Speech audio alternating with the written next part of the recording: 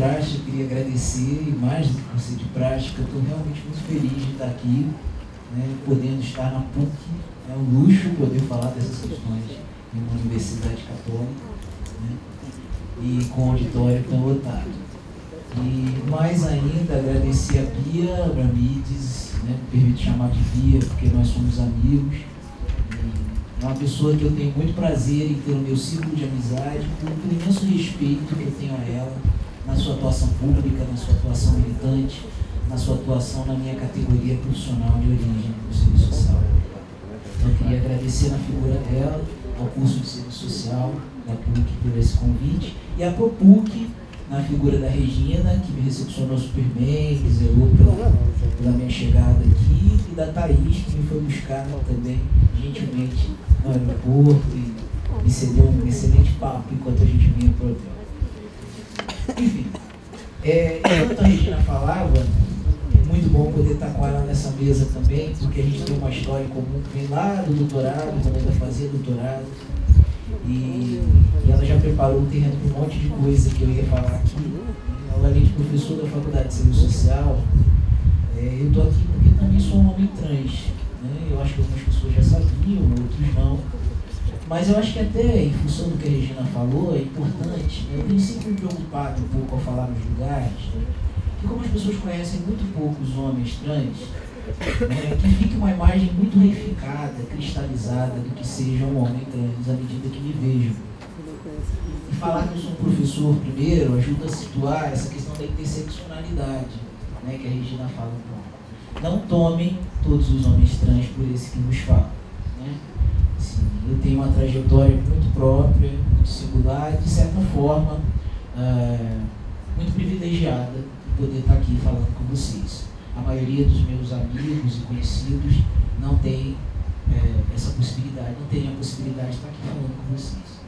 Em função de várias outras coisas, né? Por exceção de classe, por exceção geográfica, enfim, por questões raciais, né? A gente poderia elencar uma série de outros marcadores, como a Regina falou, que influenciam a trajetória das pessoas. Bom, pensei que, como era um clima de bate-papo que a Bia tinha sugerido, eu pensei em algumas perguntas que podiam ser para a gente começar a conversar. Então, como é um público também que eu imagino bastante variado, acho que a gente podia começar pelo que é a transexualidade, né? A Regina já falou um pouco de algumas coisas. Eu acho que uma distinção fundamental quando a gente começa a falar disso é a distinção entre orientação sexual, identidade de gênero e expressão de gênero, né? Quando a gente está no campo da orientação sexual, a gente está falando do campo do desejo, né? Da onde eu oriento o meu desejo, para quem eu oriento o meu desejo, né? Então a gente poderia falar de homossexuais, bissexuais, né? Da homossexualidade, da bissexualidade, da heterossexualidade. Quando a gente está falando da identidade de gênero, no Brasil, né, a gente aprendeu a reconhecer, mas agora isso já está sendo cada vez mais borrado, e é bom que seja assim, né, como as identidades normativas, né, as identidades de gênero, que são aquelas que a Regina falou, que são assignadas para nós ao nascerem, né? Então eu sou um homem porque fui assignado ao nascer em função de ter um saco escrotal e um pênis, né? Na maioria das vezes, e um pênis na medida certa, tá? Tem que ter um pênis que atenda uma métrica. E aí eu sou um homem, a partir dessa assignação. E sou uma mulher se tiver, né, uma vagina, útero, ovários. Né? Às vezes nem precisa ter o útero e o ovário, mas tem que ter uma vagina, uma vulva, com uma aparência relativamente correta, né, para ser assignado como mulher. Dá para ver que na vida não é assim que acontece, né? Essa assignação original do nascimento, ela é contestada pelos indivíduos de carne e osso, né? E é contestada tanto por aqueles que mais tarde vão se definir como travestis ou como transexuais, né? As travestis, os transexuais, as transexuais, como por aqueles que são intersex, né, intersexuais também, como por aqueles que são crossdress, né, que não vão, que vão brincar um pouco mais com isso, ou com aqueles que simplesmente vão dizer, eu não sou homem nem sou mulher, né, não quero ser, não quero me pensar dessa forma. Então Então não é tão simples falar de identidade de gênero e de expressão de gênero, né? Agora, é tudo muito bonito quando a gente pensa isso em esquemas, né? E aí quando a gente alude a essas questões, parece que a gente está falando de uma sociedade ideal, plural, diversa, onde isso tudo convive harmonicamente. E os dados que a Regina acabou de mostrar mostram também que não é bem assim que acontece, né? O fato de você entrar em discordância com essa assignação original, ela vai ter implicações na trajetória dos indivíduos, implicações que vão ser mais ou menos graves, conforme elas se combinem com esses outros marcadores, conforme a classe, conforme a raça, conforme a geografia, conforme o acesso à informação, conforme o acesso a direitos, né? Então tem recombinações que acontecem, mas em geral são trajetórias marcadas por prejuízos, né? Em alguma medida instalados. Bom, então o que é transexualidade, né? Na definição clássica disso, a gente tem a definição médica, o discurso médico-psiquiátrico, que vai definir que transexualismo, e não transexualidade, lá na classificação internacional de doenças, é um distúrbio, né? É um distúrbio, é uma doença, a gente poderia dizer, é um transtorno. Na forma como está escrito, é um transtorno, né? Um transtorno no campo da saúde mental. E isso é a forma que predomina o entendimento nas ciências médicas no Brasil ainda, né? Assim como no cenário internacional em muitos âmbitos, né? Então existe uma ratificação disso ainda como um transtorno, né? E por ser um transtorno, estar na classificação internacional de doenças requer tratamento, né? E a gente poderia, se a gente olhar para a história, para o passado, o tratamento, né, ele incluía modificar os indivíduos do ponto de vista da saúde mental, né? E para isso você podia lançar mão, inclusive, de recursos muito semelhantes à tortura, né? A gente falou de tortura agora há pouco.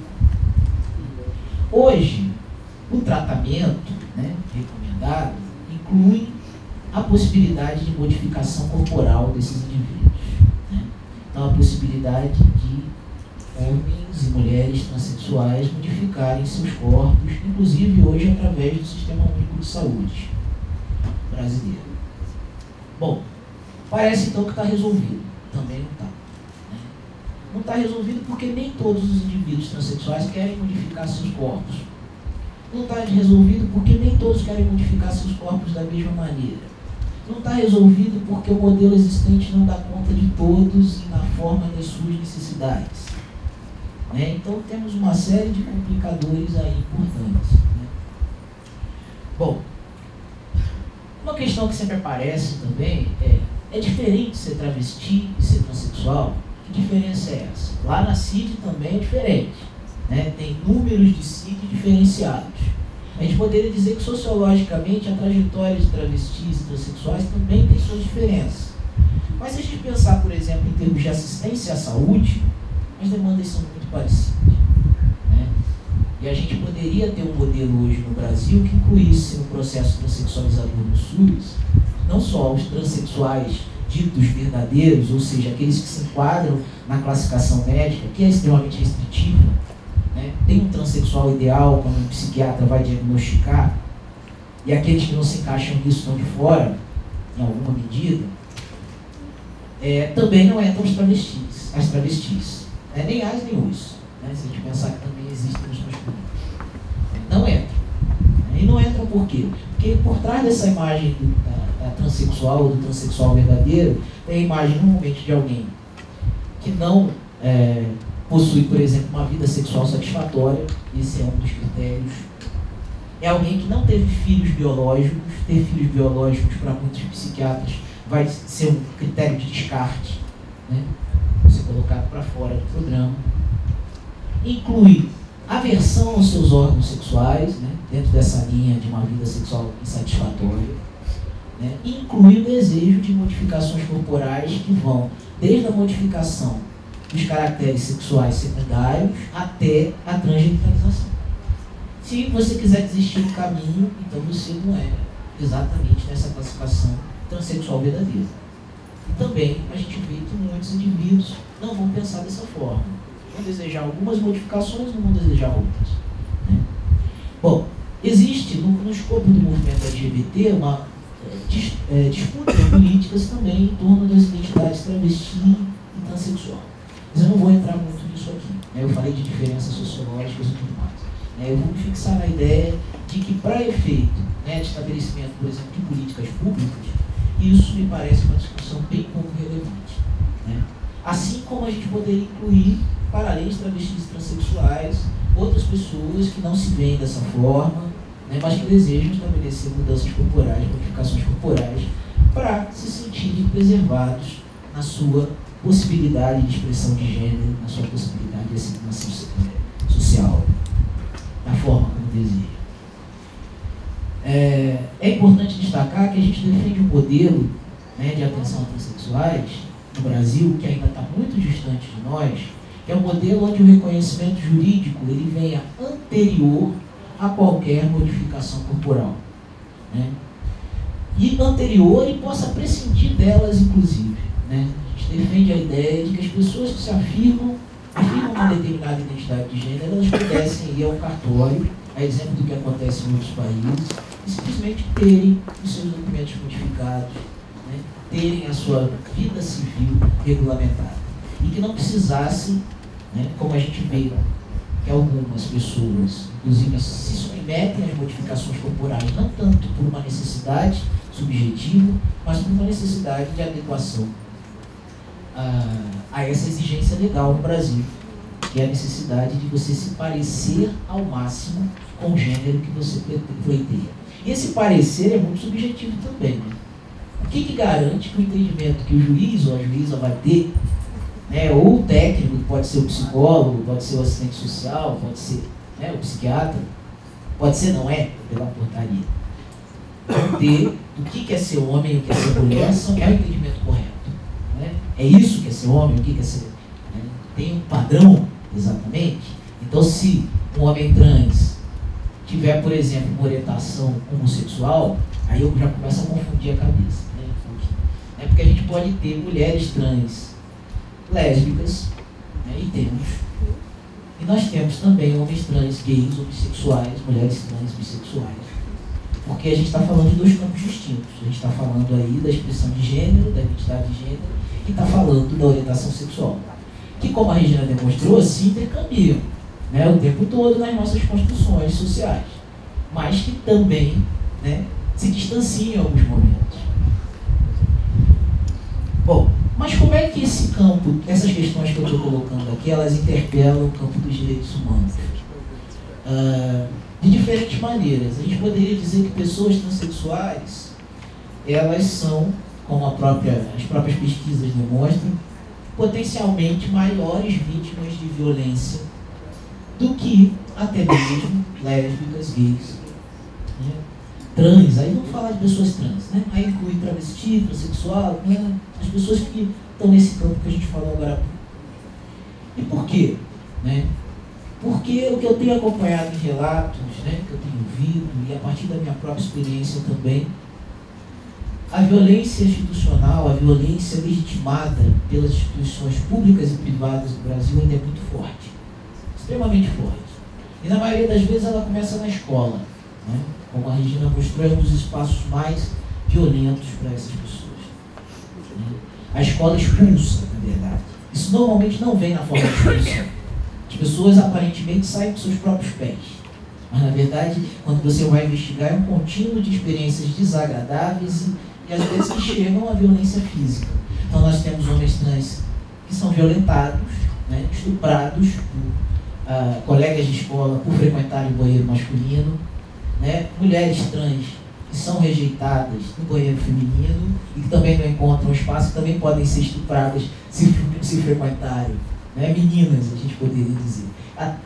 Eu estou falando trans aí, mas sem considerar que na infância, na adolescência, essas identidades já estejam completamente cristalizadas. Estou pensando em pessoas que, de alguma forma, estão rejeitando essa assignação original ainda na infância, ainda na adolescência. Bom, então a escola, mais tarde isso vai se manifestar no mercado de trabalho. Então essa é uma questão colocada para trabalhadoras e trabalhadores. Essa é uma questão que envolve a possibilidade de inserção no mercado de trabalho, de aquisição de renda, de inserção nas políticas sociais públicas. A gente tem vários relatos de pessoas, por exemplo, que poderiam ser usuários potenciais do Bolsa Família e não são. Né? Por que não são? Porque se for lá no CRAS, tem nomes diferentes de cidade para cidade, mas me credenciar para o Bolsa Família, então me submeter à avaliação de um assistente social, por exemplo, eu vou ter que sacar a minha identidade, e aí eu vou ter que dizer que na identidade, né, eu não sou Paula, eu sou João. E aí isso vai me cercear o direito, quer dizer, eu não vou para não ter que passar o constrangimento. Eu não entro num prédio público, né, porque eu vou ter que me identificar. Né? Eu não vou para a universidade porque vão me chamar na lista de presença com nome de origem. Né? Eu não vou tentar um concurso público porque eu vou viver a experiência de ter que entregar minha identidade lá para poder fazer a prova. Então tem uma série de restrições que vão acontecer. Eu não vou viajar de avião porque vão me segurar no check-in. Eu vou ter que me dar altas justificativas, vai ter todo um comentário lá até que decidam pelo meu embarque. É falsidade ideológica. É o risco, né, de ser percebido dessa forma. Muito bem. Regina também destacou bem a própria violência domiciliar, né, a violência no interior das próprias famílias. Principalmente quando a gente fala de travestis, né, que tem uma trajetória, normalmente são emergentes, né, das classes populares, quer dizer, dos estratos mais pobres da população. Você tem, às vezes, a expulsão literal de casa. Eu lembro de uma monografia de uma aluna que eu orientei, né, que ela descrevia a trajetória de uma que teve seu corpo todo queimado com cano de PVC quente pelo próprio pai. Depois pegou carona no caminhão de cortar cana, aquele caminhão aberto, para fugir para uma grande cidade e se prostituir aos 14 anos de idade. Isso não é nada incomum que eu estou falando. Uma trajetória absolutamente banal. Né? Tristemente banal. Muito bem. Hoje o que a gente tem? Né? Eu falei da questão do reconhecimento civil, que hoje ainda no Brasil é dependente de avaliações individuais, judiciais. Se a gente pensar com acesso à justiça extremamente restritivo, a gente já tem aí o quão antidemocrático é o reconhecimento jurídico de pessoas transexuais e travestis também, que demandam o uso do seu nome social. Assistência à saúde, o que a gente tem hoje, o processo transexualizador, ele referenciou 4 centros de atendimento que são situados em hospitais universitários. Um funciona aqui em São Paulo, no Hospital das Clínicas, um no Rio de Janeiro, no Hospital Universitário Pedro Ernesto, outro no Rio Grande do Sul, na Federal do Rio Grande do Sul, e outro na Federal de Goiânia. E esses hospitais eles têm funcionado como portas de entrada para transexuais no sistema, com várias limitações, em termos de dotação sanitária, em termos de número de profissionais disponíveis para atendimento dessas pessoas, de qualificação desses profissionais para a realização dos procedimentos. Às vezes não são só procedimentos cirúrgicos. Falo, por exemplo, de uma psicoterapia qualificada e não estigmatizadora para essas pessoas. Então a gente percebe que às vezes a gente tem profissionais que não estão habilitados para fazer isso, mesmo nos centros de referência. E os centros de referência estão estrangulados, porque a demanda aumentou muito nos últimos anos. E de uma forma que não é contemplada completamente. Então você tem filas intermináveis. Um processo que deveria acontecer ao pé da letra, a partir de 2 anos de avaliação. E no máximo 1, 2 anos depois, às vezes acontece em 7 anos, 8 anos. Então as pessoas ficam com todos os prejuízos daí decorrentes. Mas eu vou, já só tem 5 minutos, então eu vou trabalhar uma questão que a gente combinou ali na coxinha, que a gente ia ter que tocar, que é a questão da despatologização, que está na ordem do dia, vem como uma campanha internacional fortíssima, e se coloca no Brasil também como um desafio importante. A gente quer, todo mundo que minimamente se envolve nessa questão com consciência crítica, sabe que ninguém gosta de ser tratado de doente. Eu já tive que ser tratado como doente, eu sou tratado como doente, eu sou usuário do SUS. Ninguém quer isso. Mas muitas das vezes eu tive que usar o laudo do psiquiatra com CID F64 para poder embarcar no avião, para poder fazer um documento, para poder ficar bem no trabalho. Então eu só peço um pouco de cuidado, eu acho que às vezes falta um pouco de debate em torno dessas questões, né? Que a despatologização a frio e sem discussão, ela pode gerar mais problemas para as pessoas trans do que proporcionar a superação de opressões, né? Porque não sou só eu que usei esse recurso. Muitas pessoas usam o recurso da patologização como um recurso de sobrevivência. E o próprio modelo assistencial disponível hoje para as modificações corporais, que são sem dúvida alguma uma demanda fortíssima, embora não universal, repito, né, não é de todos, mas é de muitos e muitas, ela se dá a partir do CID. Ninguém faz mastectomia, ninguém faz esterectomia ou forectomia, ninguém faz modificação de órgão, retirada de órgão considerado são hoje no Brasil, se não for na ilegalidade, né, se não tiver um CID. E não se tem ainda construído uma proposta, né, existem pessoas que estão pensando isso como sanitaristas, mas ainda não tem uma proposta elaborada em parceria com o movimento, com as pessoas que são de alguma forma atendidas por essa política, sobre como a gente pode criar um modelo inclusivo no SUS, mas que prescinda da classificação de doenças. Então a gente não quer ser patologizado? Não quer. Mas o SUS, a porta de entrada do SUS, na maioria das vezes, são pouquíssimos os casos em que você consegue ingressar no SUS, se não for pela via de uma patologia. Então, se você faz isso acriticamente, você vai projetar para fora do sistema, né, todas essas pessoas. Então, acho que a gente tem que contextualizar, trazer essa campanha e pensar como é que isso reflete no contexto nacional. E aí, para terminar, então, meu tempo está no limite, e a gente conversa mais no debate, eu não tenho todas as respostas, né? O fato de vivenciar, ou de ter essa experiência, nos termos da categoria que a Regina usou, me habilita para falar algumas coisas, mas não me habilita para tudo. Eu estou me colocando disponível para o debate e entendendo que a universidade é um espaço privilegiado para isso.